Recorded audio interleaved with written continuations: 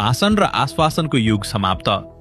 रसुवा विपदमा इतिहासकै तीव्र उद्धार। मध्यरातीदेखि युद्धस्तरमा खटिए प्रधानमन्त्री र गृहमन्त्री। जनताले पहिलो पटक महसुस गरे सरकार। विगतका दशकहरू सम्झिनुहोस्। देशमा भीषण भूकम्प आओस् या बाढी पहिरो, नेताहरू मन्त्रालयको वातानुकूलित कोठामा बसेर वक्तव्य जारी गर्थे। फाइल घुम्दा घुम्दै कमिसन र रातो फिताशाहीको अलमलमा हफ्तौं बित्थ्यो। तर रसुवामा भोटेकोशी नदीले मच्चाएको प्रलयपछि जे दृश्य देखियो त्यसले नेपालको प्रशासनिक इतिहासमै नयाँ क्रान्ति ल्याइदिएको छ।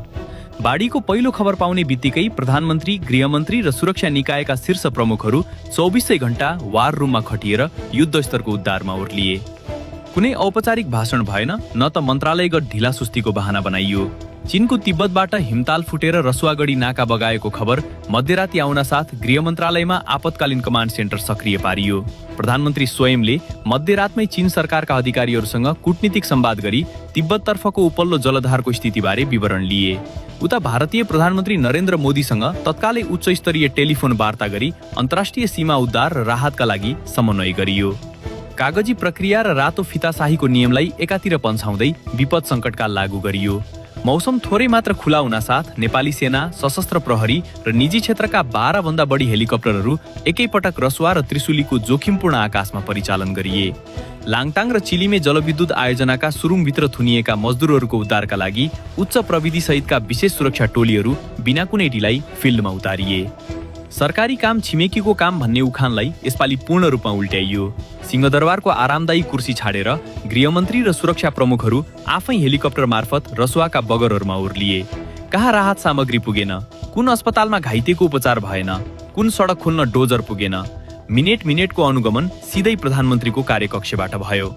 रसुवागढी मितेरी पुल ध्वस्त भएपछि उत्तरी नाका सञ्चालन गर्न र बेपत्ता 50 भन्दा बढी पर्यटकहरूको खोजी गर्न रातारात वैकल्पिक योजना स्वीकृत गरियो। बाढीको लेदो अझै सुकेको छैन, तर सरकारले पुनर्निर्माण र राहतको विस्तृत खाका सार्वजनिक गरिसकेको छ।